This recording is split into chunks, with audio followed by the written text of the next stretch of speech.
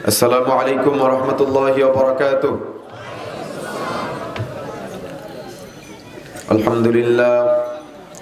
আলহামদুলিল্লাহ নাহমাদুহু ওয়া নাস্তাঈনুহু ওয়া নাস্তাগফিরুহু ওয়া নু'মিনু বিহি ওয়া নাতাওয়াক্কালু আলাইহি ওয়া নাউযু বিল্লাহি মিন শুরুরি আনফুসিনা ওয়া মিন সাইয়্যাতি আ'মালিনা।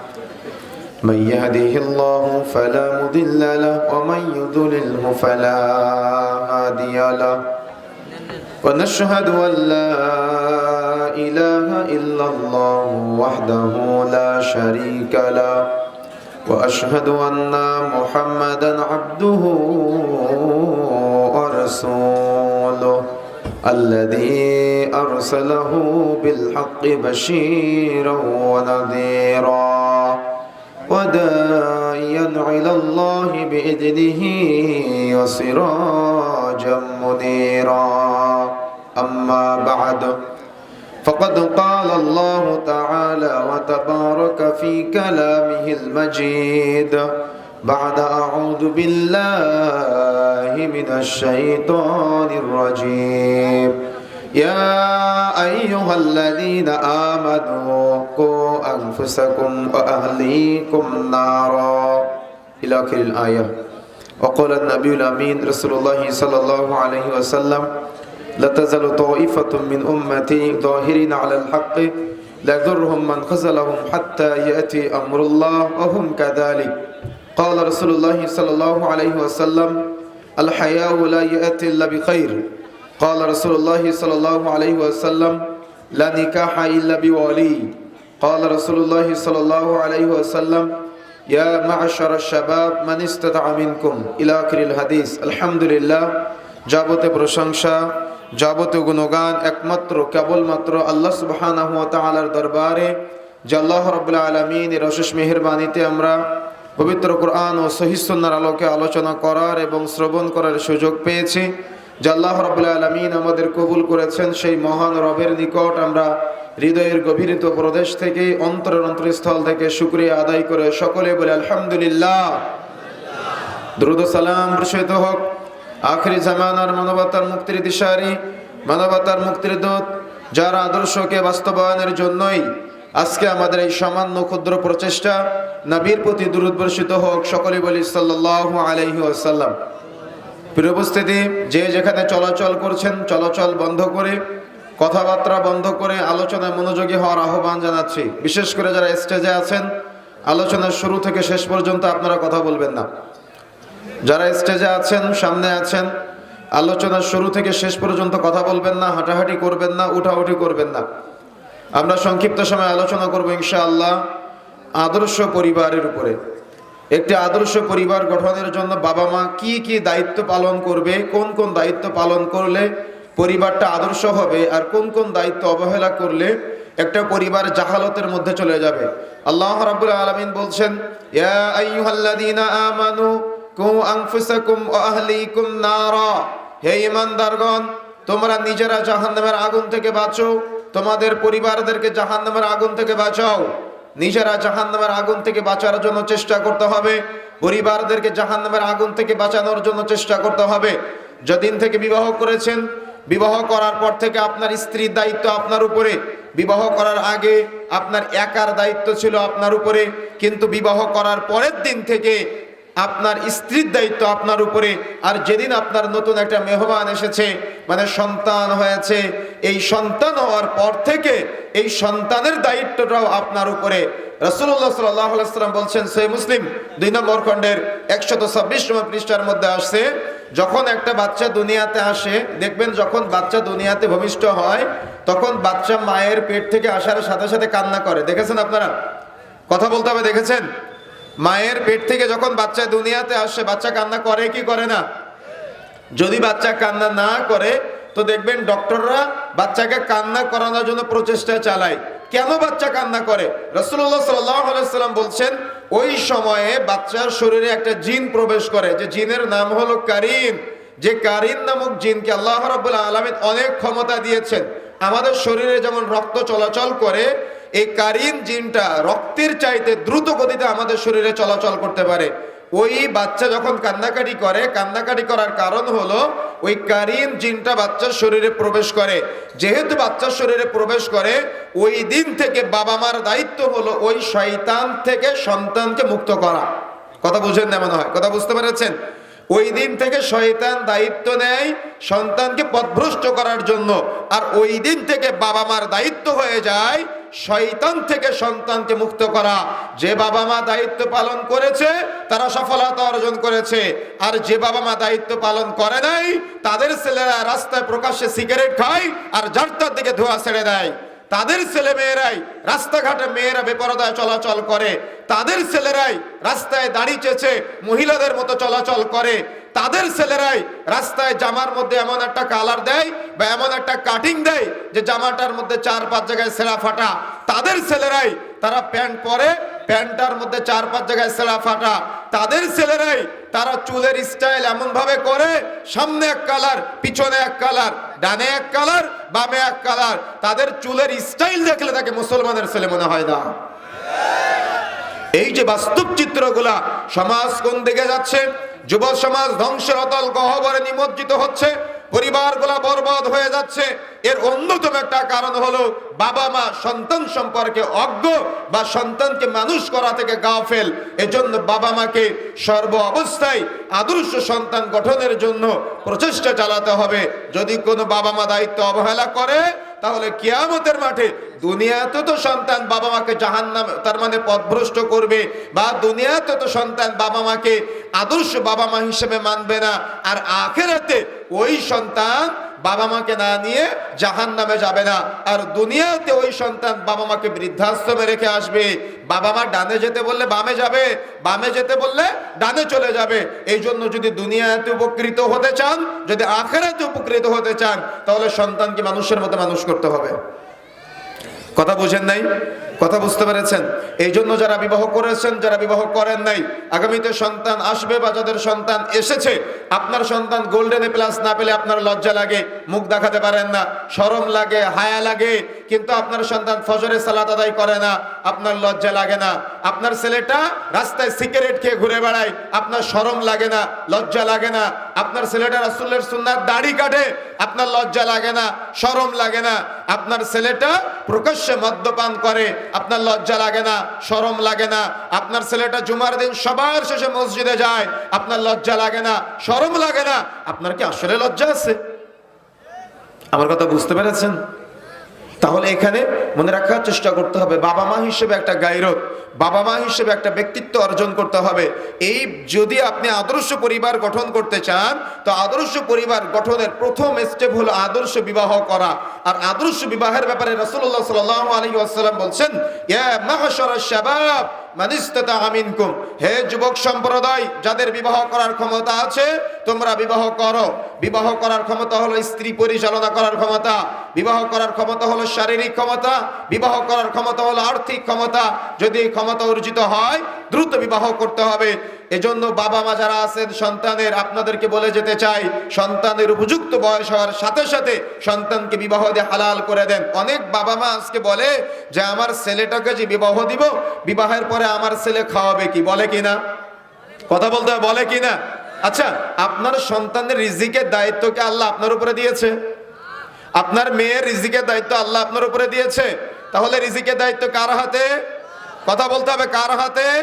তো আল্লাহর হাতে প্রাপ্ত রিজিকের দায়িত্বটা আপনি কেন নিজের উপরে নিলেন? আচ্ছা, আপনার সন্তানের রিজিকের চিন্তা করা বড় বিষয়, না আপনার সন্তানের চরিত্র গঠন করা বড় বিষয়?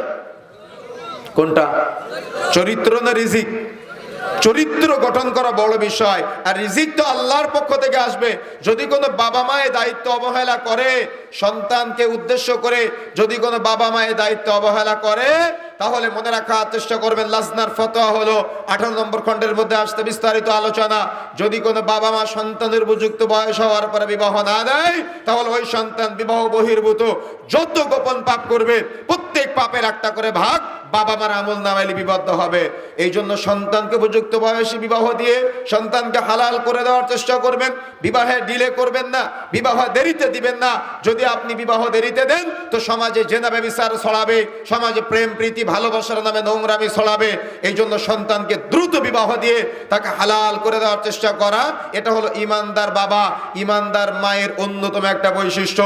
আদর্শ পরিবার গঠনের প্রথম স্টেপ হলো উত্তম জায়গায় সন্তানকে বিবাহ দেওয়ার মাধ্যমে একটা সুন্দর পরিবেশ তৈরি করে দেওয়া। যখন নতুন বিবাহ করবেন, বিবাহ করার পর থেকে আল্লাহর কাছে দোয়া করবেন, রব্বি হাবলি মিনাস সালিহিন, আল্লাহ তুমি আমাকে একটা নেককার পরহেজগার সুসন্তান দান করো। কিন্তু দুঃখজনক হলো সত্য যে অধিকাংশ বাবা মার এই দোয়া মুখস্থ নাই। তারা তো দিন রাত সিনেমা দেখে, দিন রাত নাটক দেখে, দিন রাত সিরিয়াল দেখে। অমুক নায়িকার মতো সন্তান চাই, অমুক নায়কের মতো তারা সন্তান চাই, অমুক গায়কের মতো তারা সন্তান চাই, অমুক গায়িকার মতো তারা সন্তান চাই, অমুক খেলোয়াড়ের মতো তারা সন্তান চাই। কিন্তু রাসূলের ভাষায় সন্তান চাইতে হবে দিনদার পরহেজগার তাকওয়াশীল সন্তান চাইতে হবে। আপনি সুন্দর সন্তান চান, আমি আপনাকে নিষেধ করি না, তবে আপনাকে আগে চাইতে হবে দিনদার। বিশেষ করে মা বোনেরা যারা আছেন ভালো করে মনে রাখবেন, একজন স্বামী তার সন্তানকে মানুষ যতটুকু করবে তার চাইতে মায়ের দায়িত্ব অনেক বেশি। কেন? একজন পুরুষ মানুষ সবসময় বাড়ির বাহিরে থাকে উপার্জন করার জন্য, আর মা বাড়িতে থাকে, মায়ের সামনে সন্তান সবসময় বেশি থাকে। এই জন্য মায়ের দায়িত্ব অনেক বেশি সন্তান মানুষ করার ক্ষেত্রে। এই জন্য একজন মা, আপনাকে বলে যাচ্ছি, মনে রাখার চেষ্টা করতে হবে, বাবা মা দুজনে আল্লাহর কাছে বিবাহের পর থেকে চাইবেন, রব্বি হাবলি মিনাস সালিহিন, আল্লাহ তুমি আমাকে একজন নেককার পরহেজগার সুসন্তান দান করো। অর্থাৎ আল্লাহর কাছে নেককার সন্তান চাইতে হবে, আল্লাহর কাছে পরহেজগার সন্তান চাইতে হবে, আল্লাহর কাছে তাকওয়াশীল সন্তান চাইতে হবে, যে সন্তান আপনার দুনিয়াতে উপকার করবে, যে সন্তান আপনাকে আখিরাতে উপকার করবে। এই জন্য আল্লাহর কাছে চাইবেন নেককার সন্তান, আল্লাহর কাছে চাইবেন পরহেজগার সন্তান। আপনি সুন্দর সন্তান চান, আমি নিষেধ করি না, তবে আগে চাইতে হবে নেককার, আগে চাইতে হবে পরহেজগার, আগে চাইতে হবে তাকওয়াশীল। তা না হলে আপনার সন্তানের দ্বারা আপনি দুনিয়াতে ইজ্জত পাবেন না, আখিরাতেও মর্যাদা পাবেন না। এই জন্য দুনিয়াতে বিবাহের পরে আল্লাহর কাছে একজন নেককার সন্তান চাইবেন। আজকে দোয়াটা মুখস্থ করে ফেলবেন, রব্বি হাবলি মিনাস সালিহিন, আল্লাহ তুমি আমাকে একটা নেককার পরহেজগার সুসন্তান দান করো। এই দোয়াটা সাজদায়ও পড়তে পারেন, সালাম ফিরানোর আগেও পড়তে পারেন। একাকি দুই হাত তুলে রাতের শেষ তৃতীয়াংশে আল্লাহর কাছে চাইবেন, আল্লাহ এই হাত খালি হাতে ফেরত দিবে না। কিন্তু দুঃখজনক হলো সত্য যে আপনি তো চানই না, আপনি তো আল্লাহর কাছে চান নাই। এজন্য আল্লাহর কাছে চাওয়া শিখতে হবে নেককার সন্তান, আল্লাহর কাছে চাওয়া শিখতে হবে পরহেজগার সন্তান, আল্লাহর কাছে চাওয়া শিখতে হবে তাকওয়াশীল সন্তান। যদি আপনি চাইতে গাফলতি করেন তাহলে আপনার দুনিয়াও শেষ, আপনার আখিরাতও শেষ। এই জন্য চাইতে হবে। আল্লাহ রাব্বুল আলামিনের কাছে চাওয়ার পরে যখন আল্লাহ সুবহানাহু ওয়া তাআলা মায়ের পেটে সন্তান দিবে, তখন মনে রাখার চেষ্টা করতে হবে।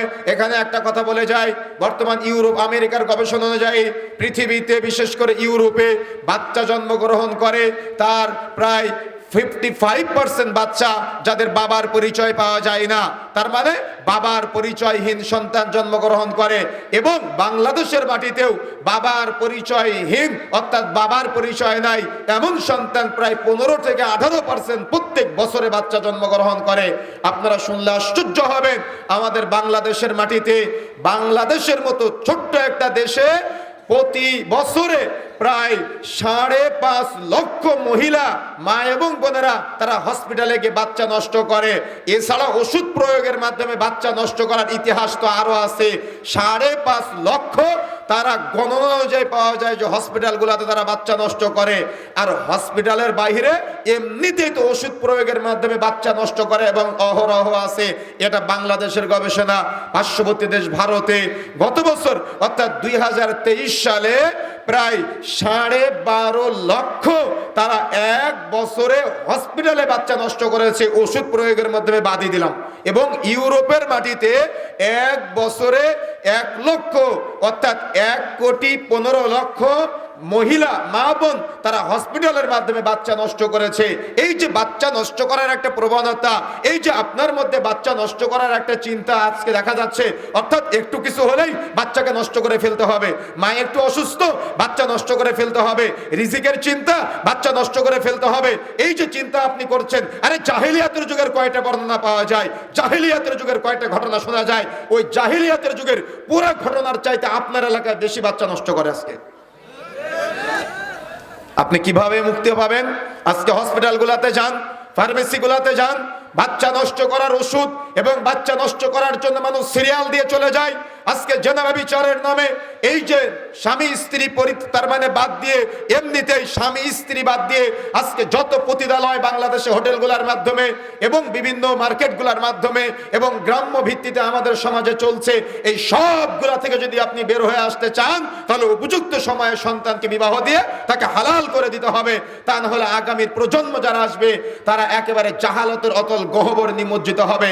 জাহেলিয়াতের যুগের বর্ণনা যদি আল্লাহ রাসূল এত কঠিন ভাবে দেয় তাহলে আমাদের হিসাবটা কি হবে? সন্তানের যখন রুহ চলে আসে, অর্থাৎ দেহের মধ্যে যখন বাচ্চার শরীরে রুহ চলে আসে, যদি কোনো বাবা মা বাচ্চা নষ্ট করে, মনে রাখার চেষ্টা করবেন গোটা পৃথিবীর মানুষকে হত্যা করলে যত পাপ হয়, আপনি আপনার সন্তান হত্যা করার মাধ্যমে গোটা পৃথিবীর মানুষকে হত্যা করার সমতুল্য আপনার পাপ হবে। কেন আপনি আপনার সন্তানকে নষ্ট করলেন? কেন আপনি আপনার বাচ্চাকে নষ্ট করলেন? কিয়ামতের মাঠে আপনার বাচ্চা আপনার কাছে জিজ্ঞাসা করবে, যে বাবা মা সন্তান নষ্ট করেছেন, যে বাবা মা সন্তান নষ্ট করার জন্য প্রস্তুতি গ্রহণ করেছেন, বিচারের দিন আপনারা যখন দাঁড়াবেন তখন আপনার সন্তান বলবে, সেদিন আপনি আপনার সন্তানকে দেখবেন, তখন আপনার সন্তান বলবে, আব্বু তুমি আমার কোন অপরাধে আমাকে দুনিয়াতে আসতে দাও নাই? তুমি আমার কোন অপরাধে আমাকে হত্যা করেছিলে? আম্মু তুমি আমার কোন অপরাধে আমাকে হত্যা করেছিলে? বলেন তো আপনি আপনার সন্তানের সামনে কি জবাব দিবেন? যে আমি রিজিকের সন্তান টেনশনে তোমাকে নষ্ট করেছিলাম, বা আমি শারীরিক ফিটনেসের জন্য তোমাকে নষ্ট করেছিলাম, বা আমি জেনা করে ফেলেছিলাম তাই তোমাকে নষ্ট করেছিলাম? আপনি কি জবাব দিবেন আপনার সন্তানের কাছে কিয়ামতের মাঠে? অবশ্যই অবশ্যই আপনার ছেলে আপনাকে জিজ্ঞাসা করবে, আব্বু তুমি আমার কোন অপরাধে আমাকে হত্যা করেছিলে? আম্মু তুমি আমার কোন অপরাধে আমাকে হত্যা করেছিলে? আমার কি অপরাধ ছিল যে অপরাধের কারণে তুমি আমার হত্যা করেছিলে? জবাব দিতে পারবেন? জবাব দিতে পারবেন? এই হত্যাকাণ্ডের সাথে যত ডক্টর জড়িত প্রত্যেকে সমান অপরাধী। তার মানে প্রত্যেক পাপের ক্ষেত্রে ওই পাপের যত সহযোগী আছে তারা সবাই সমান অপরাধী। এই জন্য সতর্ক হতে হবে, সাবধান হতে হবে। বাচ্চার শরীরে যদি রূহ চলে আসে কোনো এক্সকিউজ নেই, কোনো প্রকার অজুহাত চলবে না। বাচ্চার শরীরে রূহ চলে আসলে আপনি বাচ্চা নষ্ট করতেই পারবেন না। যারা নষ্ট করেছেন আল্লাহর কাছে ক্ষমা চাওয়ার চেষ্টা করবেন, আর কিয়ামতের মাঠে প্রস্তুতি গ্রহণ করেন। আপনার সন্তান আপনাকে জিজ্ঞাসা করবে কোন অপরাধে আপনি আপনার সন্তানকে হত্যা করেছেন। এই জন্য সন্তান হত্যা করার যে প্রক্রিয়া আমাদের সমাজে চলছে, সন্তান নষ্ট করার যে প্রক্রিয়া আমাদের মাঝে চলছে, এগুলা থেকে নারী পুরুষ উভয়কে বের হয়ে আসতে হবে। তা না হলে কিয়ামতের মাঠে কঠিনভাবে জবাব দেওয়া লাগবে। জবাব দেওয়ার জন্য আপনারা প্রস্তুতি গ্রহণ করবেন। সুন্দর নাম আপনার আব্দুল্লাহ, সুন্দর নাম আপনার আব্দুর রহমান, সুন্দর নাম আপনার আব্দুল কুদ্দুস, সুন্দর আপনার মুখে দাড়ি, সুন্দর টুপি পরে আমার সামনে বসে আছেন। পৃথিবীর কেউ জানে না আপনি সন্তান নষ্ট করেছেন। আপনার স্ত্রীকে চাপ প্রয়োগ করেছেন সন্তান নষ্ট করার জন্য। আপনি শাশুড়ি, আপনি আপনার মেয়েকে সন্তান নষ্ট করার জন্য চাপ প্রয়োগ করেছেন। আপনি দেখা যাচ্ছে মেয়ের মা সন্তান নষ্ট করার জন্য আপনার মেয়েকে চাপ প্রয়োগ করেছেন। কিয়ামতের মাঠে জবাব দেওয়া লাগবে। অর্থাৎ মেয়ের পরিবারে নাক গলিয়ে সন্তান নষ্ট করার জন্য চাপ প্রয়োগ করেছেন। কিয়ামতের মাঠে আপনাকে জবাব দেওয়াই লাগবে। জবাব না দিয়ে কিয়ামতের মাঠে আপনি পার পাবেন না। পাই টু পাই হিসাব হবে কিয়ামতের মাঠে। এই জন্য বিবাহের পরে সন্তান নষ্ট করার কোনো চিন্তা যেন কারোর ব্রেনের মধ্যে কখনো নষ্ট না আসে। কেন? মুহাম্মদ সাল্লাল্লাহু আলাইহি সাল্লামের উম্মত যত বাড়বে আপনি মুহাম্মদ সাল্লাল্লাহু আলাইহি সাল্লামের উম্মত হিসেবে তত গর্বিত হবেন। আর যত সন্তান নষ্ট করবেন কিয়ামতের মাঠে জবাব দেওয়ার জন্য প্রস্তুতি গ্রহণ করবেন। এখন আসুন, মায়ের পেটে সন্তান এসেছে, মায়ের কোনো কাজ নাই, ও সারাদিন বসে থাকে আর কি করে? দিন রাত সিরিয়াল দেখে, দিন রাত ইন্ডিয়ান নাটক দেখে, দিন রাত সিনেমা দেখে। এখন বাচ্চা দুনিয়াতে আসার পরে কি করে? ওই সিনেমার স্টাইলে পরিবার সাজায়, নাটকের স্টাইলে পরিবার সাজায়, গানের স্টাইলে পরিবার সাজায়, সিরিয়ালের স্টাইলে পরিবার সাজায়। যার কারণেই তো আজকে আমাদের সমাজে এত জাহালত আমরা দেখতে পাচ্ছি। এই জন্য প্রবন্ধরা আমার, এই মহামারী থেকে পরিত্রাণের জন্য, এই মহামারী থেকে ফিরে আসার জন্য, একটা উত্তম পরিবার গঠনের জন্য আমাকে আপনাকে এখন থেকে প্রস্তুতি গ্রহণ করতে হবে। আর প্রস্তুতি হতে হবে এমনটা যে মায়ের পেটে যখন সন্তান আসবে তখন মা কুরআনের ইলম অর্জন করবে, তখন মা সুন্নাতের জ্ঞান অর্জন করবে, তখন মা সিরাতের জ্ঞান অর্থাৎ নবী রাসূলদের জীবনী জানবে, এবং সন্তান দুনিয়াতে আসার পরে সেই শিক্ষাটা মা সন্তানকে দিবে। কথা বুঝতে পেরেছেন? আমার কথা বোঝা যাচ্ছে? যদি কারোর আজকে এই কোরআন হাদিসের কঠিন কথাগুলো শুনলে আপনাদের প্রসাব লাগে, অন্য সময় 1-2 ঘন্টা 3 ঘন্টা বসে থাকেন, কোনো অসুবিধা হয় না, সিনেমা দেখেন কোনো অসুবিধা হয় না, কিন্তু যখন কোরআন হাদিসের সঠিক কথাগুলো হয় তখন শয়তান উস্কানি দেয় চলে যাওয়ার জন্য। যদি মন চায় আপনি চলে যেতে পারেন, সমস্যা নাই, কিন্তু মনে রাখার চেষ্টা করতে হবে, একটা উত্তম পরিবার গঠনের জন্য, আদর্শ পরিবার গঠনের জন্য যদি আপনার প্রচেষ্টা না থাকে তাহলে আপনি ব্যর্থ। আপনি দুনিয়াতেও ব্যর্থ, আপনি আখেরাতেও ব্যর্থ। আমি যদি এখন আপনার কাছে প্রশ্ন করি, আপনি কি আপনার সন্তানকে আল্লাহকে চিনাতে পেরেছেন? আপনি কি আপনার সন্তানকে রাসূলকে চিনাতে পেরেছেন? আপনি কি আপনার সন্তানকে নবীর সিরাত শিক্ষা দিতে পেরেছেন? আপনি কি আপনার সন্তানকে নামাজি বানাতে পেরেছেন? আপনি কি আপনার সন্তানের মধ্যে রাসূলুল্লাহ সাল্লাল্লাহু আলাইহি ওয়াসাল্লামের সুন্নাতের পাবন্দি করতে পেরেছেন? আপনি যদি নাই পারেন তাহলে এত পণ্ডিতই কেন? কোরআন হাদিসের বক্তব্য চলে আর আপনি হাঁটাহাঁটি করেন, কোরআন হাদিসের বক্তব্য চলে আর আপনি উঠাউঠি করেন, তার মানে সব জ্ঞান অর্জন করে ফেলেছেন। আশ্চর্য হিসাব। বন্ধুরা আমার, যে কথা বলতে চাচ্ছিলাম, তাহলে উত্তম পরিবার গঠনের জন্য আমাকে আপনাকে শুরুতেই সন্তান যখন দুনিয়াতে আসবে, নতুন বিবাহের পরে, তখন আল্লাহর কাছে নেককার, পরহেজগার, সুসন্তান চাইতে হবে, কামনা করতে হবে।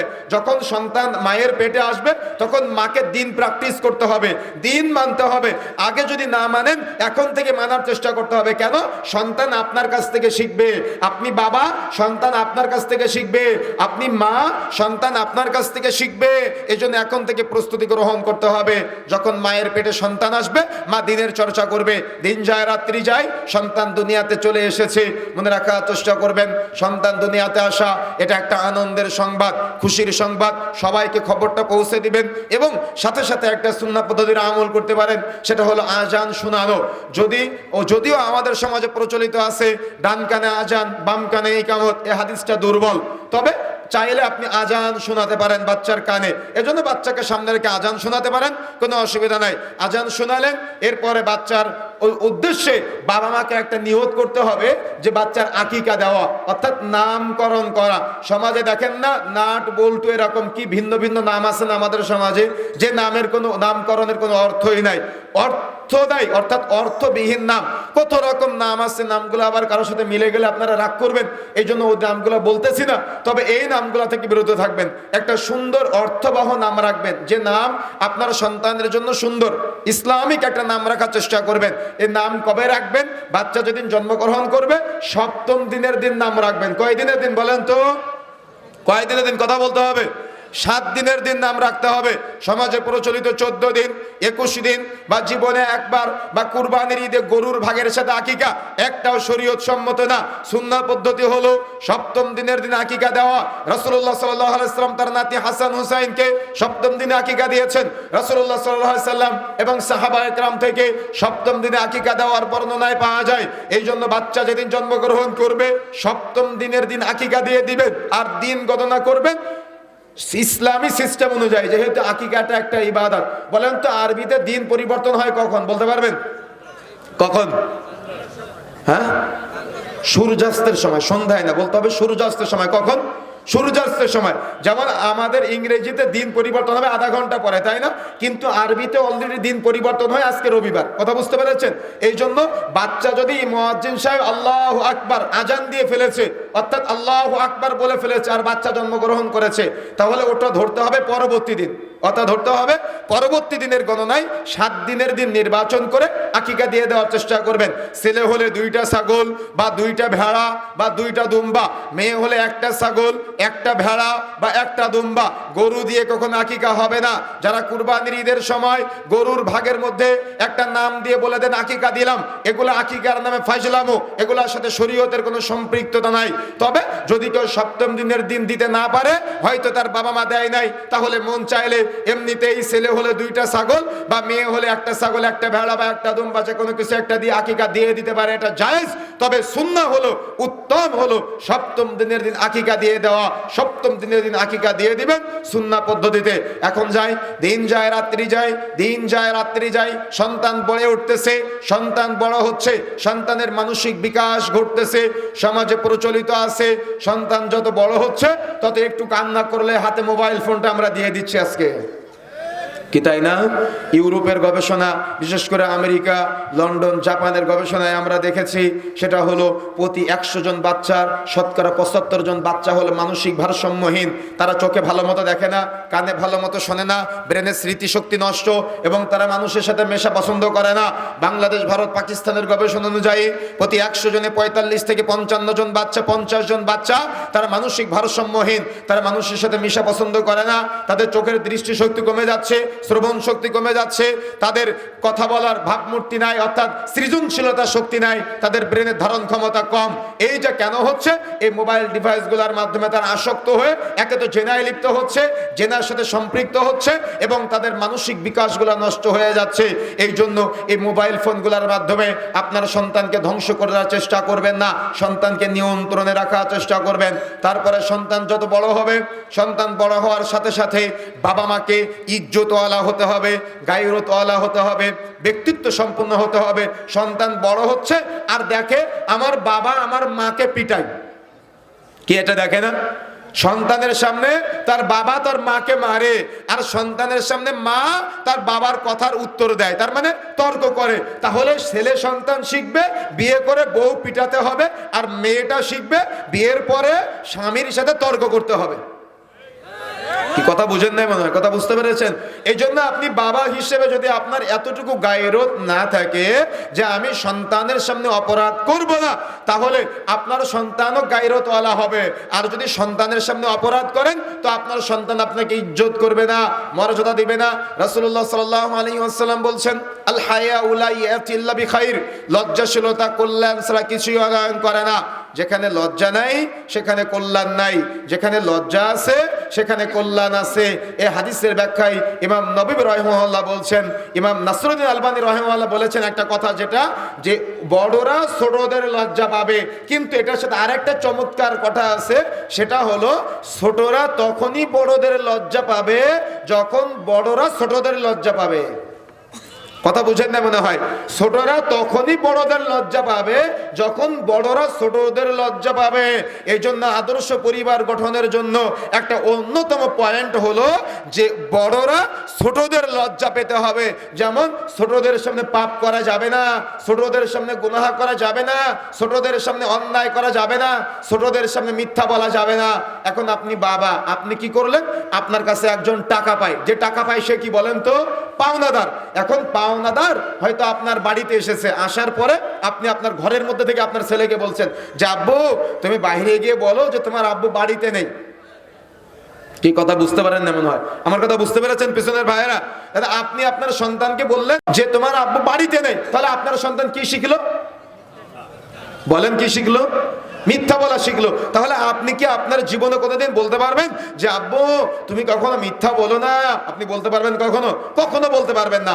এই জন্য মনে রাখার চেষ্টা করতে হবে, সন্তানের সামনে কখনো মিথ্যা বলবেন না। আপনি বাবা, আপনি দাঁড়িয়ে আছেন, আপনি আপনার স্ত্রীকে সন্তানের সামনে বেধড়ক পিটাচ্ছেন কোনো একটা অপরাধের কারণে। আজকে বলে যায়, মনে রাখার চেষ্টা করবেন আপনার স্ত্রীর একটা ইজ্জত আছে, একটা মর্যাদা আছে, একটা সম্মান আছে।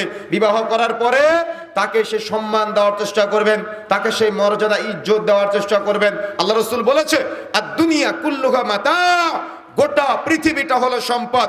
অখায়রু মাতাঈদ দুনিয়া, তার মধ্যে শ্রেষ্ঠ সম্পদ হলো আল মারআতু আস-সালিহা, সতী এবং সাধবী স্ত্রী। তার মানে গোটা পৃথিবীটা হলো সম্পদ, কিন্তু তার মধ্যে একটা শ্রেষ্ঠ সম্পদ আছে, সেটা হলো আপনার সতী এবং সাধবী স্ত্রী। আর সেই স্ত্রীকে আপনাকে সেই মূল্যায়ন করতে হবে। কখনো প্রকাশ্যে আপনার স্ত্রীর গায়ে হাত দিবেন না, কখনো প্রকাশ্যে আপনার স্ত্রীকে অপমান করবেন না, প্রকাশ্যে আপনার স্ত্রীকে অবমূল্যায়ন করবেন না, তাকে ইজ্জত করতে শিখবেন। যদি আপনার সন্তান দেখে যে আমার বাবা আমার মাকে মূল্যায়ন করে না, আর আমার মা আমার বাবাকে মূল্যায়ন করে না, তাহলে কখনো আপনার সন্তান আপনাকে মূল্যায়ন করবে না। কথা ক্লিয়ার? কথা বুঝতে পেরেছেন? এই জন্য যদি সন্তানের কাছে ইজ্জত পেতে চান তাহলে স্বামী স্ত্রী গায়রত ওয়ালা হওয়া শিখবেন। গায়রত একটা অন্যরকম ইবাদত, গায়রত একটা অন্যরকম ব্যক্তিত্ব।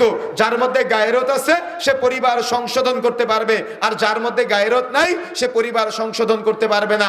যার মধ্যে গায়রত নাই সে কেমন জানেন? সে সন্তানের হাতে 5 টাকা দিয়ে বলে আব্বু যাও সিগারেট কিনে নিয়ে আসো। ও 1 দিন যায়, 2 দিন যায়, 3 দিন যায়, 4 দিনের দিন বলে আমার আব্বু কি খাই, আমিও একটু খাই। কি বিষয়টা এমনটা না? ছেলেটা ভাবে যে আমার আব্বু কি খায়, আমিও একটু খেয়ে দেখি। এজন্য তো সন্তানের আজকে সিগারেট করা হচ্ছে। আর এই সিগারেট খাওয়া শিখায় কে? তার বাবা তাকে সিগারেট খাওয়া শিখায়। এই জন্য মনে রাখার চেষ্টা করতে হবে, আজকে বাবা মার মধ্যে গায়রত না থাকার কারণে, বাবা মার মধ্যে ব্যক্তিত্ব না থাকার কারণে একটা মেয়ে রাস্তার মানুষের সামনে বেপরদায় চলার সাহস কিভাবে পায় তার বাবার কাছ থেকে। কেন? একটা মেয়ে যখন তার বাবার সামনে গেঞ্জি গায়ে দিতে লজ্জা পায় না, তখন সে রাস্তার মানুষের সামনে গেঞ্জি গায়ে দিতে লজ্জা পায় না। এজন্য আজকে বাবা মাকে গায়রতওয়ালা হতে হবে, বাবা মাকে ব্যক্তিত্ব সম্পন্ন হতে হবে। সন্তানের সামনে পাপ করা যাবে না। আপনার ছেলেটা দেখে যে তার বাবা দাড়ি কাটে, তো আপনার ছেলে কি করবে? ও দেখে ওর বাবা দাড়ি কাটে, তাহলে ছেলে কি করবে? ছেলেও দাড়ি কাটবে। দেখে বাবা সুদখোর, ছেলেও সুদখোর। দেখে বাবা ঘুষখোর, বাবাও ঘুষখোর। দেখে বাবা জেনা করে, অর্থাৎ সিনেমা দেখে, সন্তানও সিনেমা দেখে। তাহলে পরিবেশ পরিবর্তন করবেন কিভাবে? দেখে তার মা বেপরদায় রাস্তাঘাটে চলে, মেয়েও বেপরদায় চলে। এই জন্য প্রিয় বন্ধুরা আমার, এই পুরা সিস্টেম পরিবর্তনের জন্য একটা আদর্শ পরিবার মুভমেন্ট বা একটা আদর্শ পরিবারের সিস্টেম গঠন করা, এটা একটা উত্তম বাবা মার নৈতিক দায়িত্ব। যদি কোনো বাবা মা এই দায়িত্ব অবহেলা করে, তো কিয়ামতের মাঠে জবাব দেওয়া লাগবে। কিয়ামতের মাঠে একটা সন্তানকে যখন ঝুলিয়ে ঝুলিয়ে জাহান্নামে নেওয়া হবে, তখন সন্তান বলে, আল্লাহ আমার কিছু অভিযোগ আছে, আমার কিছু কথা আছে। প্রত্যেকে নিজের সন্তানের সাথে মিলানোর চেষ্টা করবেন। চোখটা বন্ধ করে ভাববেন যে আপনার সন্তানকে নিয়ে মিলাবেন। প্রত্যেক বাবা মাকে কেন্দ্র করে সন্তান কিয়ামতের মাঠে বলবে, আল্লাহ আমার কিছু অভিযোগ আছে। তখন আল্লাহ রাব্বুল আলামিন ফেরেশতাদের তার হাতের বাঁধন খুলে দিতে বলবে। তখন ওই ব্যক্তি হাতে উঁচু করে বলবে, আল্লাহ আমার বাবার সামনে ফজরের সময় ঘুমিয়েছিলাম, আমার বাবা আমাকে মসজিদে নিয়ে যায়নি। আজকে তো আমি আমার বাবাকে না নিয়ে একা একা জাহান্নামে যাব না। আল্লাহ আমি আমার মায়ের সামনে মেয়ে হয়ে গেঞ্জি গায়ে ঘুরতাম, বাবার সামনে মেয়ে হয়ে গেঞ্জি গায়ে ঘুরতাম, বুকি পিঠে ওড়না দেইনি, পর্দা করিনি, আমার বাবা মামাকে কিছুই বলে নাই। আজকে তো আমি আমার বাবা মাকে না নিয়ে একা একা জাহান্নামে যাব না। আল্লাহ আমি আমার বাবা মার সামনে সিগারেট খেতাম, আমার বাবা মামাকে কিছু বলে নাই, আর আমার বাবাই তো আমাকে সিগারেট খাওয়া শিখিয়েছে। আজকে তো আমি আমার বাবাকে না নিয়ে একা একা জাহান্নামে যাব না। আল্লাহ জুমার দিন সবার শেষে মসজিদে যেতাম, আমার বাবা মামাকে কিছুই বলে নাই। আজকে তো আমি আমার বাবা মাকে না নিয়ে একা একা জাহান্নামে যাব না। আল্লাহ আমি 5 তলা বিল্ডিং চাই নাই, শত শত বিঘা জমি চাই নাই, আমার বাবা সুদের টাকা এগুলো আমার জন্য রেখে গিয়েছে, আমি জানতাম না এগুলো সুদের। অপরাধ করেছে আমার বাবা, আমি অপরাধ করি নাই। অপরাধ করেছে আমার বাবা, তার বোনের জমি ফাঁকি দিয়েছে, আমি ফাঁকি দেই নাই। আজকে তো আমি আমার এই জাহান্নামে যেতে চাই না আমার বাবাকে না নিয়ে। অর্থাৎ অপরাধ করতে শিখিয়েছে বাবা, অপরাধ করতে শিখিয়েছে মা, আজকে আমি তাদেরকে না নিয়ে একা একা জাহান্নামে যাব না। কিয়ামতের মাঠে আপনার সন্তান এভাবে অভিযোগ করবে। এখন আপনি ভাবেন তো আপনি অভিযুক্ত হবেন কিনা, আপনি একটু চিন্তা করেন তো আপনি আপনার সন্তানকে পথ দেখাতে পেরেছেন কিনা। বুখারী মুসলিম মিশকাতের 90 নম্বর হাদিস, কুল্লু মাউলুদিন ইউলাদু আলাল ফিতরাত, প্রত্যেক আদম সন্তান ফিতরাতের জন্মগ্রহণ করে, অতঃপর তার মাতা পিতা তাকে ইহুদি নাসরা বানায়, তার মাতা পিতা তাকে অগ্নি পূজক বানায়। তার মানে একজন পিতামাতা চাইলে সন্তানকে জান্নাতের পথ দেখাতে পারে, একজন পিতামাতা চাইলে সন্তানকে জাহান্নামের পথ দেখাতে পারে। আপনি বাবা মা হিসেবে সন্তানকে জান্নাতের পথ দেখালেন নাকি আপনি জাহান্নামের পথ দেখালেন? আমি প্রশ্ন রেখে গেলাম আপনার কাছে। আপনি মা, আপনি আপনার ছেলেকে বলছেন তুমি দাড়ি রাখলে তোমার চেহারার সৌন্দর্য নষ্ট হয়ে যায়, এজন্য আপনার ছেলেটা সেলুনে গিয়ে দাড়ি কেটে আসতেছে। তো আপনি কি শিখালেন? দাড়ি কাটা শিখালেন, সুন্নাত কাটা শিখালেন আপনার সন্তানকে। তো কিয়ামতের মাঠে আপনার সন্তানকে আপনাকে জান্নাতে নিবে? কথা বুঝেন না মনে হয়। আমার কথা বুঝতে পেরেছেন? কথা একটু কঠিন, দাওয়াত দিয়েন না আমাকে, তবে কথা আপনাকে শুনতে হবে। কথা বুঝতে পেরেছেন? আপনি বাবা কতটা গায়রতহীন, আপনি বাবা কতটা ব্যক্তিত্বহীন, আপনি চাচা কতটা গায়রতহীন, আপনি চাচা কতটা ব্যক্তিত্বহীন। আজকে দেখেন আপনার ব্যক্তিত্ব নাই বিধায় আপনার ছেলেটা রাস্তা থেকে দোকান থেকে একটা সিগারেট কিনে, ও সিগারেট ধরায় তার পাশে তার বাবা দাঁড়িয়ে আছে, ও তোয়াক্কা করে না, ও ইজ্জত করে না। তার পাশে তার মা দাঁড়িয়ে আছে, ও তোয়াক্কা করে না। তার পাশে আলেম দাঁড়িয়ে আছে, ও তোয়াক্কা করে না, ও ইজ্জত করে না, ও সম্মান করে না। তার পাশে তার এলাকার মুরব্বি দাঁড়িয়ে আছে, ও কাউকে দাম দেয় না, ও সিগারেট খায় আর ও বুক ফুলিয়ে যার তার দিকে ধোঁয়াটা ছেড়ে দেয়। কি ঠিক বলতে লজ্জা লাগতেছে এবার? কি বিষয়টা এমনটাই না, ও সিগারেট খায় আর ও জারতার দিকে ধোঁয়াটা ছেড়ে দেয়, তাহলে ও তোয়াক্কাই করে না, ও রাস্তায় প্রকাশ্যে পাপ করে। মনে রাখার চেষ্টা করবেন, আপনারা একটা হাদিস জানেন যে কি, যে আত্মহত্যা করে তার জানাজার নামাজে ইমানদাররা অংশগ্রহণ করবে না, কিন্তু তিরমিজির হাদিস স্পষ্ট সহিহ হাদিস, মনে রাখার চেষ্টা করবেন, যে প্রকাশ্যে মদ্যপান করে তার জানাজার নামাজে ইমানদাররা অংশগ্রহণ করবে না। যে ব্যক্তি সিগারেট খায় সে যদি মারা যায়, যদি নিজেকে ইমানদার দাবি করেন, তার জানাজার সালাতে অংশগ্রহণ করা যাবে না।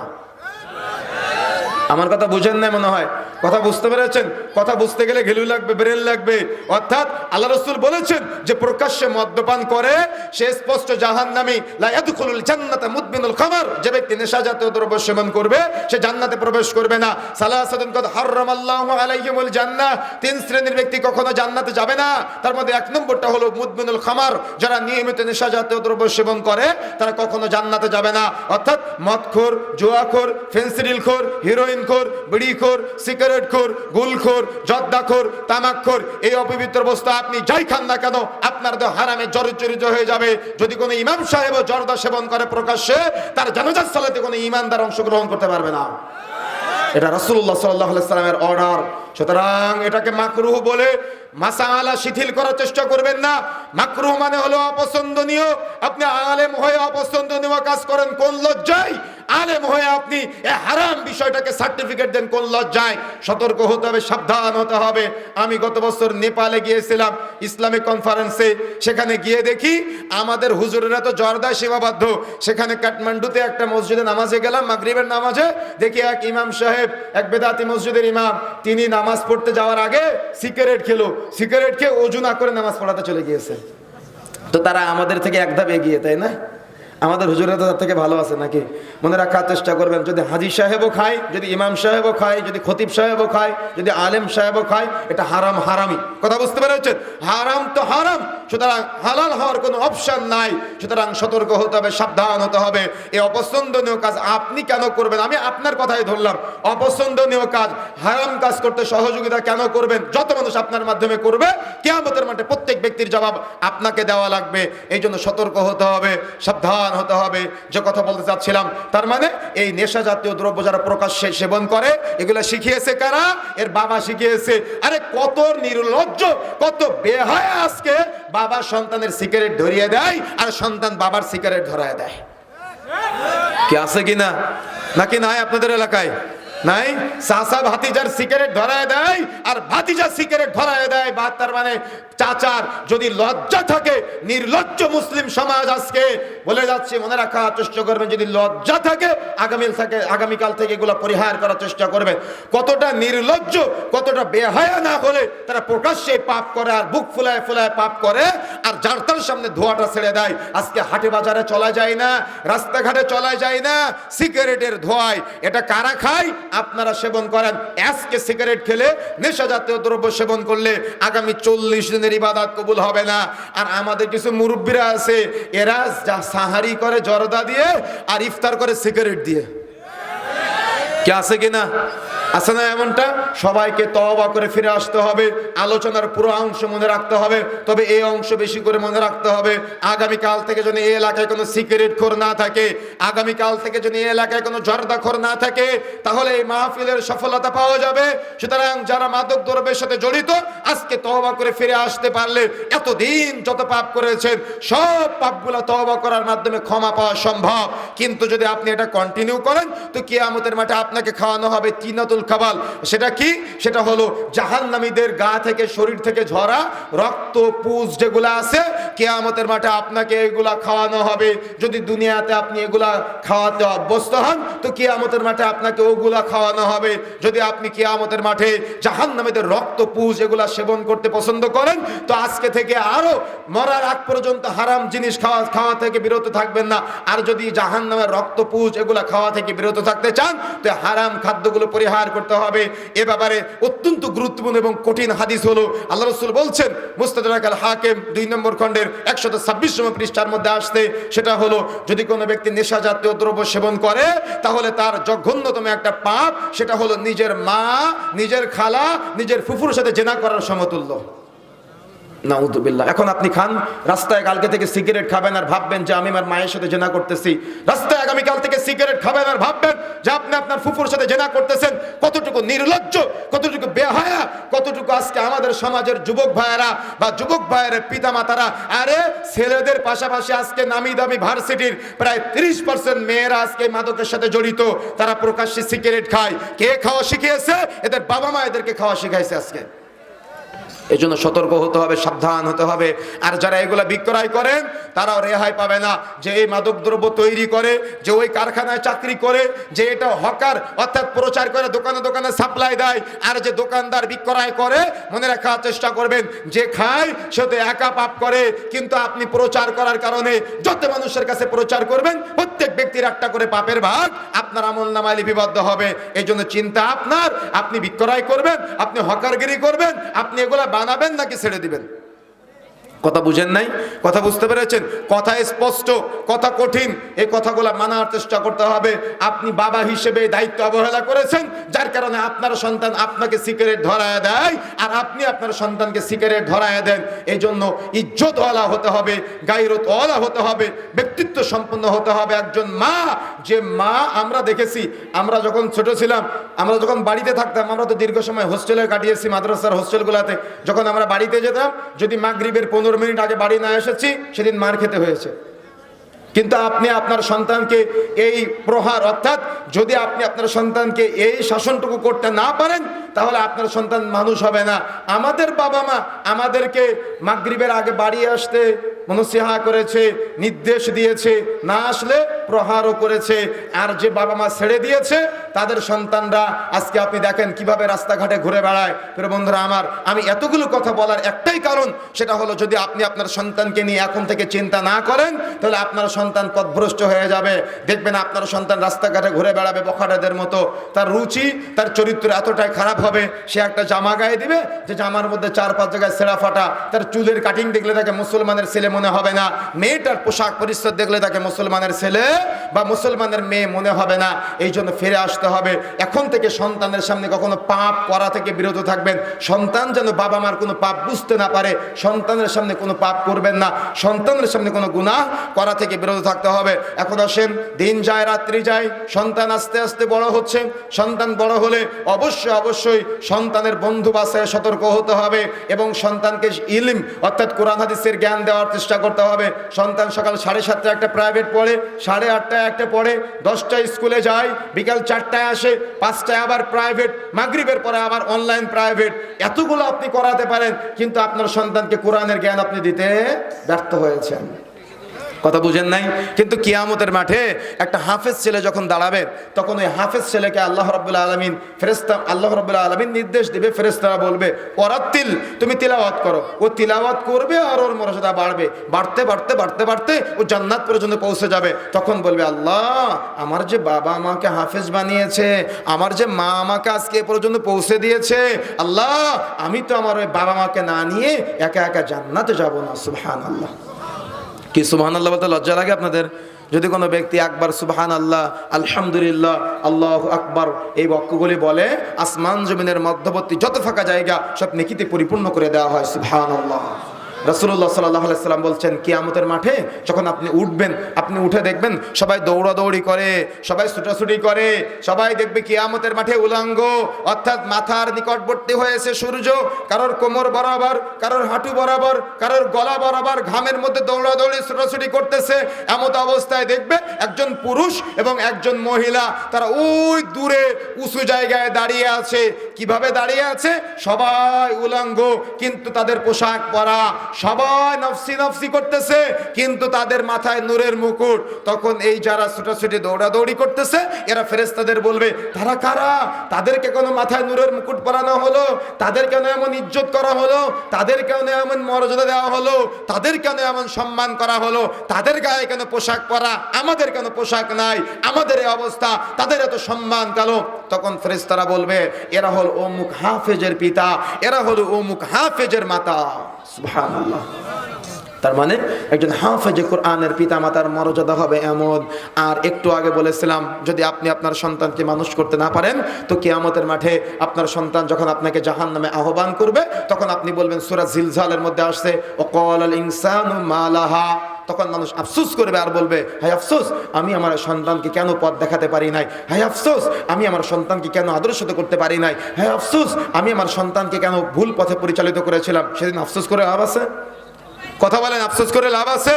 এজন্য আফসোস করে লাভ নাই। সন্তানকে দুনিয়াতেই পথ দেখানোর চেষ্টা করতে হবে। তাহলে আদর্শ পরিবার গঠনের জন্য সন্তান যখন দুনিয়াতে আসবে, সন্তানকে উত্তম শিক্ষা দেওয়ার, কোরআন এবং সহিহ সুন্নাহর শিক্ষাটা দেওয়ার জন্য প্রচেষ্টা করতে হবে। ফজরের সালাতের পরে কমপক্ষে 10 মিনিট যেন আপনি, আপনার স্ত্রী, আপনার সন্তান সহ কোরআন তিলাওয়াত করতে পারেন। এই প্রচেষ্টা অব্যাহত রাখতে হবে।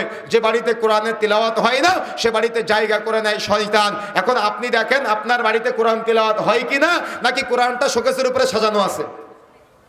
কোরআন মাজিদে মরিচা পড়ে যায়। অনেক মাহফিলে গিয়ে আমরা বলি, কোরআন মাজিদটা দেন তো একটু পড়ার জন্য, তো তাড়াহুড়া করে কোরআন পারে, তো দেখা যায় কোরআনের উপরে এক পর্দা করে ময়লা জমে গিয়েছে। থালা বাসন মাজার বা থালা বাসন পরিষ্কার করার সময় পায় মা বোনেরা, কিন্তু কোরআন মাজিদটা মোছার, কোরআন মাজিদটা পড়ার বা কোরআন মাজিদটা ধার দেওয়ার সময় তারা পায় না। তাহলে সমাজ পরিবর্তন হবে কিভাবে? আদর্শ পরিবার আমরা পাবো কিভাবে?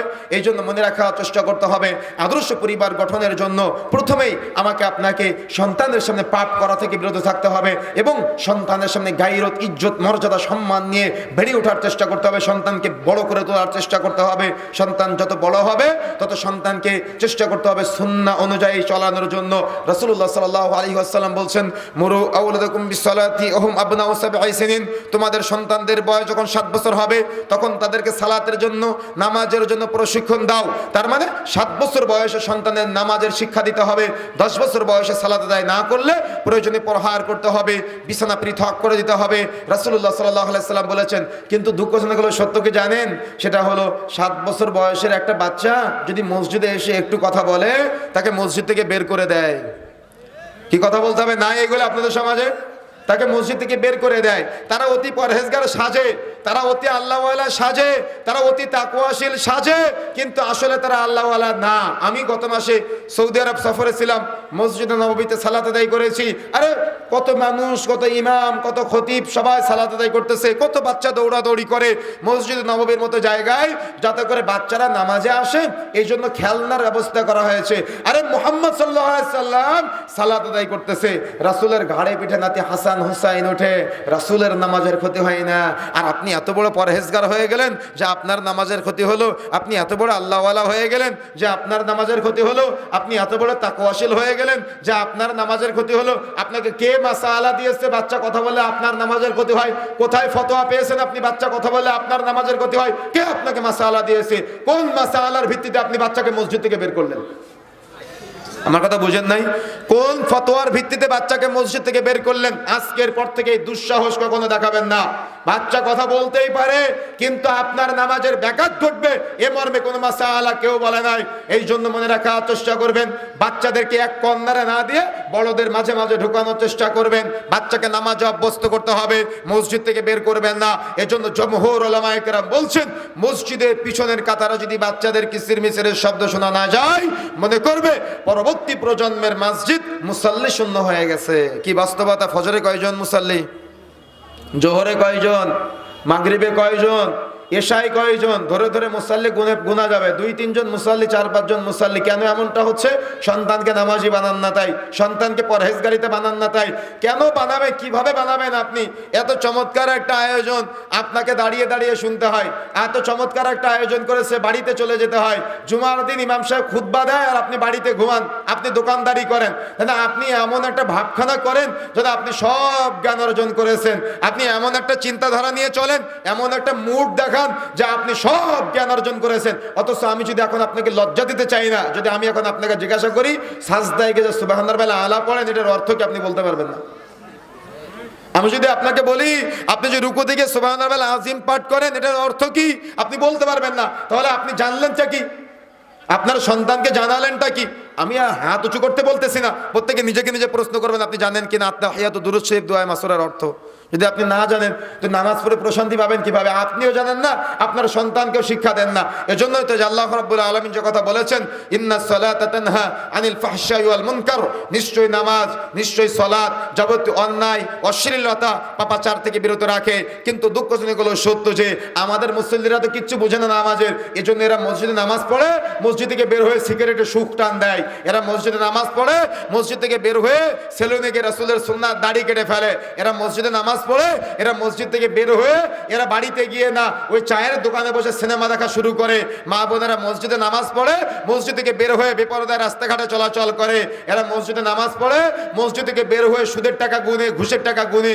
তো এরা বুঝবে কিভাবে? কথা বুঝেন নাই? তার মানে এরা এমন একটা ভাবখানা করে যে সব জেনে ফেলেছে, কিন্তু কিচ্ছু জানা হয় নাই। আরে আজকে তো আপনি ইসলামকে অবমূল্যায়ন করলেন, আজকে তো আপনি ইসলামকে অবজ্ঞা করলেন। কিয়ামতের মাঠে না যখন কবরে আপনাকে প্রশ্ন করবে মান রব্বুকা, তোমার রবকে, আপনি বলবেন হ্যাঁ হ্যাঁ লা আদরি, আমি তো চিনি না আমার রবকে। যখন আপনাকে প্রশ্ন করা হবে মা নাবিয়্যুকা, তোমার নবীকে, তখন আপনি বলবেন হ্যাঁ হ্যাঁ লা আদরি, আমি তো আমার নবীকে চিনি না। যখন আপনাকে প্রশ্ন করা হবে মা দীনুকা, তুমি কোন দিনের উপরে ছিলে, তখন আপনি বলবেন হ্যাঁ হ্যাঁ লা আদরি, আমি তো আমার নবীকেও চিনি না। তখন কবর দুই দিক থেকে এমনভাবে চাপ দিবে, আপনি যখন বলবেন দিন ইসলামকে জানি না, নবীকে চিনি না, আল্লাহকে চিনি না, তখন আল্লাহ রাগান্বিত হয়ে কবরকে দুই দিক থেকে চাপ দিতে বলবে। এত জোরে চাপ দিবে, একটা হাড্ডি আর একটা হাড্ডির ভিতরে ঢুকে যাবে। কি তাহলে জানতে হবে না? তাহলে জ্ঞান অর্জন করতে হবে না? তাহলে আল্লাহকে চিনতে হবে না? আপনার সন্তান এখন আল্লাহকে চিনে না, তাহলে আপনি ব্যর্থ পিতা। আপনার সন্তান এখনো নবীকে চিনে না, আপনি ব্যর্থ পিতা। আপনার সন্তান এখন ইসলাম সম্পর্কে জানে না, আপনি ব্যর্থ পিতা। যদি ব্যর্থতা কাটাতে চান তো আপনার সন্তানকে আল্লাহ সম্পর্কে জ্ঞান দেন।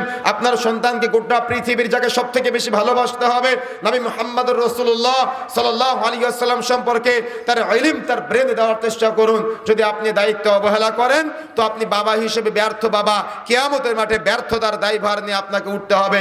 এই জন্য সন্তানকে ছোট্ট বাল্য অবস্থায় 7 বছর বয়সে যেমন নামাজের শিক্ষা দিবেন, 7 বছর বয়সে সন্তানকে পর্দার শিক্ষা দিতে হবে।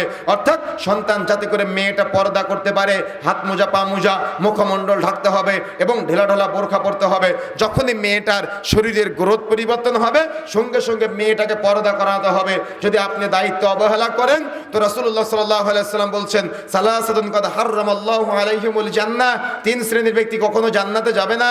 তার মধ্যে 3 নম্বরটা হচ্ছে দাইয়ুস। দাইয়ুসকে আল্লাযী ইউকুররু ফি আহলিল খাবাস, যে তার পরিবারে পর্দা চলে রাখে না, তার উপরে জান্নাতে হারাম। তার মানে যে মেয়েটা বেপর্দায় স্কুল কলেজ ভার্সিটিতে যায়, যে মহিলাটা বেপর্দায় মার্কেটে যায়। আমি গত মাসে যখন মদিনার সফরে ছিলাম তখন একজন খেজুর ব্যবসায়ী, আমাদের দিনী ভাই, কুমিল্লা চট্টগ্রামের দিকে ওনার বাড়ি। তো আসরের সালাত আদায় করার পরে ফাহাদ গেটের পাশে ওনার দোকান। তো ওনার দোকানে আমি আসরের পরে গিয়ে বসলাম। তো বসার পরে দেখি একজন মহিলা আসতে, একেবারে পরিপূর্ণ পর্দা করা, ওনার সাথে ওনার ছেলে আছে। তো ওনার ছেলেকে দিয়ে উনি আমাদের দিদি ভাই যিনি দোকানদার তাকে জিজ্ঞাসা করতেছেন। তার মানে ছেলেকে দিয়ে মা জিজ্ঞাসা করতেছেন যে এই খেজুরের নাম কি, ওই খেজুরের নাম কি। তো দোকানদারও ছেলেকে দিয়ে মাকে উত্তর দেওয়াচ্ছেন। কথা বুঝেন ভালো করে, মা বোনেরা ভালো করে মনে রাখবেন। তো যখন খেজুর একটা পছন্দ করলো, পছন্দ করে ছেলেকে দিয়ে বলালো যে এই খেজুরটা এতটুকু আমাকে দেন। তো ছেলেকে দিয়ে বলানোর পরে ততটুকু খেজুর দিল এবং টাকাটা ছেলের মাধ্যমে দোকানদারকে দিল। বলেন তো এর মধ্যে দোকানদারের সাথে ওই মহিলার কোনো কথা হয়েছে? তো আমার মনে একটু কৌতূহল জাগ্রত হলো। আমি আমাদের দিনী ভাইকে বললাম যে ভাই তারা কি অহংকার করে, যেহেতু তারা স্থানীয় আর আপনারা আজনবী, আপনারা বাইরে থেকে আসতেন, এই জন্য কি আপনাদের সাথে কথা বললো না? না কাহিনীটা কি, তারা কথা বললো না কেন? তখন আমাদের দিনী ভাই যিনি উনি বলছেন যে আব্দুল্লাহ ভাই, ওনার কণ্ঠের হেফাজতের জন্য উনি আমার সাথে কথা বলে নাই। কি আর আপনার স্ত্রী কি করে? আপনার স্ত্রী কুরবানির ঈদের 3 দিন আগে আর রোজার ঈদের রমজান মাসের রোজা থেকে 10 দিন আগে থেকে, ঈদের 10 দিন আগে থেকে মার্কেটে প্রতিদিন যাওয়া লাগে আর দোকানদারের সাথে ভাইয়া ভাইয়া করে আপনার স্ত্রী দামাদামি করে। কি কথা বুঝেন না মনে হয়? আপনার মেয়েটা স্কুল কলেজ ভার্সিটিতে যায়, এমনিতে তো একা একা যাওয়া জায়েজ নেই, কিন্তু তাও একা একা আপনি পাঠান। আর সে মার্কেটে যায়, মার্কেটে গিয়ে দোকানদার ভাইয়া ভাইয়া ভাইয়া ভাইয়া করতে করতে একদিন কোর্টে গিয়ে পালিয়ে বিবাহ করে ফেলে। তাহলে কেন এমনটা হচ্ছে? আপনি বাবা হিসেবে ব্যক্তিত্বহীন, আপনার কোনো মূল্য নেই, কোনো মূল্য নেই আপনার। দুনিয়াতে আপনার মেয়ে যেমন আপনাকে মূল্যায়ন করে না, আখিরাতে আপনার মেয়ে আপনাকে না নিয়ে জাহান্নামে যাবেন, আমি বলে যাচ্ছি। রাসূলুল্লাহ সাল্লাল্লাহু আলাইহি ওয়াসাল্লাম বলেছেন, এটা আমার কথা না, আল্লাহ রাসূল বলেছেন একজন নারীর মাহরাম হলো 14 জন। কয়জন বলেন তো? 14 জন। এই 14 জনের মধ্যে একজন ব্যক্তি শুধুমাত্র নারীর সৌন্দর্য উপভোগ করতে পারে, সেটা হলো স্বামী। আর বাকি 13 জন তারা নারীকে দেখতে পারে মুখমণ্ডল, হাতের কবজি, পায়ের পাতা, অন্য কোনো অঙ্গ প্রত্যঙ্গ দেখতে পারে না। তার মানে বাবার সামনে মেয়ে মাথার চুল খোলা রাখতে পারে না, ভাইয়ের সামনে বোন গেঞ্জি গায়ে দিয়ে চলতে পারে না, ভাইয়ের সামনে বোন মাথার কাপড় খোলা রাখতে পারে না। গায়রত এটা, ব্যক্তিত্ব এটা। যদি কোনো বোন এই ব্যক্তিত্ব অর্জন করতে পারে, আর যদি কোনো বাবা এই ব্যক্তিত্ব অর্জন করতে পারে যে তার মেয়ে তার সামনে বেপরদায় চলবে না, তাহলে ওই বাবা সফল আর ওই মেয়ে সফল। আর মেয়ে যদি বাবার সামনে গেঞ্জি গায়ে দিয়ে ঘোরে, বাবা যদি মেয়েরকে এই গেঞ্জি গায়ে দেওয়া থেকে বিরত রাখতে না পারে, তো ওই মেয়েটাও সফল না, ওই বাবাও সফল না, ওই মাও সফল না। কথা বুঝতে পেরেছেন? সুতরাং সতর্ক হতে হবে। আপনার স্ত্রী মার্কেটে যাবে, আমি নিষেধ করি না, প্রয়োজনে যেতে পারে, তবে অবশ্যই স্বামীকে সাথে নিয়ে যেতে হবে, অবশ্যই ছেলেকে সাথে নিয়ে যেতে হবে, অবশ্যই ভাইকে সাথে নিয়ে যেতে হবে। কোনো মেয়ে একা একা বাবার বাড়ি যেতে পারে না। আর বাবার বাড়ি যদি একা একা যেতে না পারে, তো আপনার স্ত্রী মার্কেটে যায় আপনার ভাবির সাথে একা একা, তাহলে আপনি এটার অনুমতি দিচ্ছেন? আপনি কি দায়ুস না? আমার কথা বুঝেন না মনে হয়। এজন্য আদর্শ পরিবার গঠনের জন্য অবশ্যই মনে রাখতে হবে নারীর ইজ্জত। এটা কিন্তু নারীর ইজ্জত নষ্ট হচ্ছে না, বরং এটা নারীর সম্মান, এটা নারীর মর্যাদা, এটা নারীর ইজ্জত। ওলামায়ে কেরাম বলেছেন ইমানদার নারী হলো কস্তুরী অপেক্ষা সৌরভময়। কস্তুরী মানে কি জানেন? জান্নাতের সুঘ্রাণ, যেটা হলো হরিণের নাভি থেকে বের হয়, সুঘ্রাণ বের হয়, এটা হলো কস্তুরী অপেক্ষা ইমানদার নারীরা সৌরভময়। ইমানদার নারীরা হলো পূর্ণিমার চাঁদ অপেক্ষা স্নিগ্ধময়। কিন্তু একজন মা, একজন বোন ও দিন রাত পাশের বাড়ির ভাবির সাথে ঝগড়া করে, চুল টানাটানি করে, চুল ছেড়াছেড়ি করে, আর রাস্তার মানুষ এসে মিটায়া দেয়। কেগুলো আছে না আমাদের সমাজে?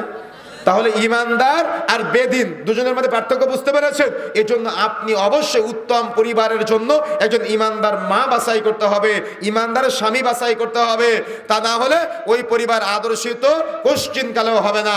এই জন্য প্রিয় বন্ধুরা, আমার যে কথা বলতে চাচ্ছিলাম, আগামীকাল থেকে আপনার মেয়েটা হাত মোজা না পরে বাড়ির বাইরে যেতে পারবে না, পা মোজা না পরে বাড়ির বাইরে যেতে পারবে না, মুখমণ্ডল না ঢেকে বাড়ির বাইরে যেতে পারবে না, ঢেলা ঢালা বোরখা না পরে বাড়ির বাইরে যেতে পারবে না। আজকে তো আমাদের সমাজে বোরখা উঠেছে, এক পা বাড়ালে এক রং, আর এক পা বাড়ালে আর এক রং, কি তাই না? আর এখন আধুনিকতার নামে একটা বোরখা দেখা যায়, সেটা হলো বোরখার পিছনে বেল্ট। আরে ভাই, বেল্ট বেঁধে যদি শরীরের গঠন বোঝাতে হয়, ওই বোরখা পরার কি দরকার? বেল্ট বেঁধে যদি বোরখার অর্থাৎ শরীরের গঠন বোঝাতে হয়, ওই বোরখা পরার দরকার আছে? এই জন্য আজকে বাড়িতে গিয়ে আগে বোরখার ওই দড়িটা কেটে ফেলবেন। কোন দড়ি বলেন তো? বেল্ট। কোন দড়ি? ফিতা। ফিতা কেটে ফেলতে হবে। তার মানে ফিতাওয়ালা কোনো বোরখা পরা চলবে না, বোরখা হতে হবে ঢেলা ঢালা। এই জন্য ওলামায়ে কেরাম বলেছেন বোরখাই যদি হয় আকর্ষণ সৃষ্টির মাধ্যম, ওই বোরখা পরার কোনো দরকার নাই। এই জন্য বোরখা হতে হবে আকর্ষণবিহীন, বোরখা হবে ঢেলা ঢালা। আরে দুঃখজনকগুলো সত্য কি জানেন? আপনার স্ত্রী আপনার সামনে থেকে নোংরা কাপড় পরে, ময়লা কাপড় পরে, দুর্গন্ধযুক্ত কাপড় পরে, আর যখন সে বিয়ে বাড়িতে যায় তখন সে বিউটি পার্লার থেকে সাজুগুজু করে যায়। যখন সে রাস্তাঘাটে যায় তখন সে বিউটি পার্লার থেকে সাজুগুজু করে যায়। এজন্য আপনার নজর চলে যায় আপনার ভাবির দিকে, আর আপনার ভাইয়ের নজর চলে আসে আপনার স্ত্রীর দিকে। এজন্য সতর্ক হতে হবে, সাবধান হতে হবে। উত্তম পরিবার, উত্তম সমাজ গঠন করার জন্য যদি আপনি অন্তত ব্রেনের মধ্যে এতটুকু ঘিলু না থাকে আপনার, তাহলে আপনি উত্তম পরিবার গঠন করতে পারবেন না, আদর্শ পরিবার গঠন করতে পারবেন না। ইসলামী পরিবার গঠন করার আকাঙ্ক্ষা থাকা লাগবে। কি থাকা লাগবে বলেন তো? আকাঙ্ক্ষা থাকা লাগবে, আকাঙ্ক্ষা, উদ্দীপনা থাকা লাগবে যে আমার পরিবারটা হোক ইসলামী, সকাল থেকে সন্ধ্যা পর্যন্ত পুরাটা ইসলামিক সিস্টেমে হবে। কোনো হারাম থাকবে না, কোনো সুদ থাকবে না, কোনো বেনামাজি থাকবে না, কোনো বিপর্দা থাকবে না, কোনো অনিয়ম থাকবে না। আরে আপনি অনিয়ম থাকবে না বলতেছেন মুখে, কিন্তু আপনার স্ত্রীকে দিয়ে মাথায় আপনি ধান কাটান, তাহলে আপনি আপনার স্ত্রীর ইজ্জত দিতে পেরেছেন?